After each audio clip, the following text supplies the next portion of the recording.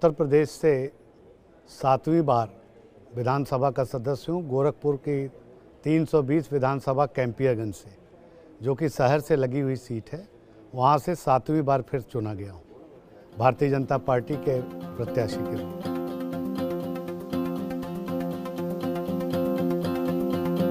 किसी भी विधानसभा के बारे में अगर लगातार किसी सदस्य को बने रहना है तो जनता के हितों का ध्यान रखना पड़ेगा।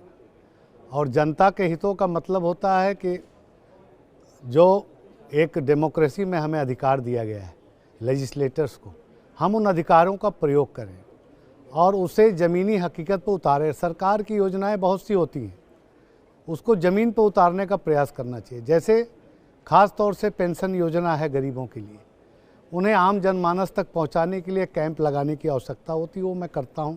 विकलांग शिविर लगाने का काम करता हूं गरीबों के लिए।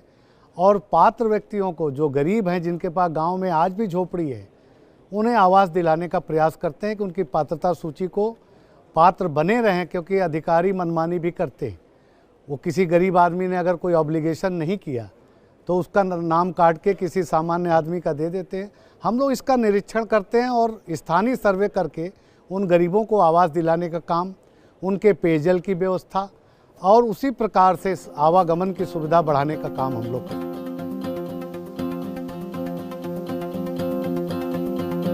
मैं बधाई देना चाहूँगा, एनएलसी ने एक बहुत ही ऐतिहासिक काम किया है और इस तरह से देश में लगभग 4200 माननीय विधायकगण होंगे जिनको यहाँ बुला करके एनएलसी ने एक बहुत अच्छा कार्य किया है, जिससे आपस में एक सांस्कृतिक जो धरोहर हमारे भारत की है, हम लोग आदान प्रदान कर सकते हैं। साउथ वाले ईस्टर्न यूपी से मिलेंगे, ईस्टर्न हरियाणा, राजस्थान, सारे स्टेट जो हैं, कश्मीर से लेकर के कन्याकुमारी तक हम लोगों का मेल भावना जोड़ बना हुआ है।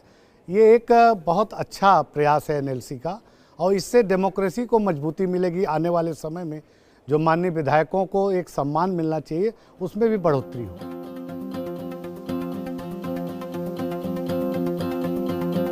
देखिए, मेजर चैलेंज आज की डेट में रोजगार की चैलेंज है। आज की नौजवान पीढ़ी शिक्षा के आधार पर रोजगार चाहती है और उत्तर प्रदेश की सरकार बड़े पैमाने पर रोजगार देने का काम कर रही है। आदरणीय योगी जी के नेतृत्व में ओपन जो है कंपटीशन है, उसमें जो बच्चा पात्रता में आता है उसे सेवा में भर्ती कर लिया जाता था। पहले की सरकारों में लिस्ट जाती थी, ये पहली सरकार है जिसे मेरिट के आधार पर नौकरी में रखने का काम उत्तर प्रदेश की सरकार ने किया।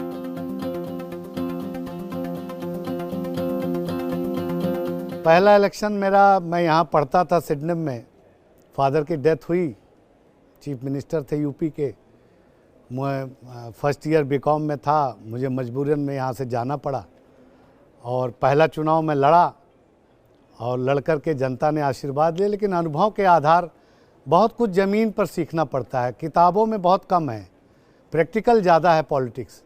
किताब में तो आप चीज़ों को, नियमों को जान सकते हैं, लेकिन जब आप धरातल पे आएंगे, ज़मीन पे आते हैं, गरीबों की स्थिति को देखते हैं, झोपड़ी में घुस के देखते हैं, तब आपको समझ में आता है कि गाँव का गरीब कैसे रहता है।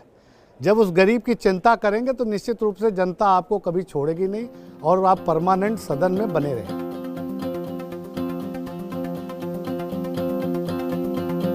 हमारे पॉलिटिकल लीडर, हमारे स्वर्गीय वीर बहादुर सिंह, जो चीफ मिनिस्टर यूपी के थे और संचार मंत्री भारत सरकार थे, वो हमारे आइडियल हैं और प्रातः स्मरणीय हैं हम लोग।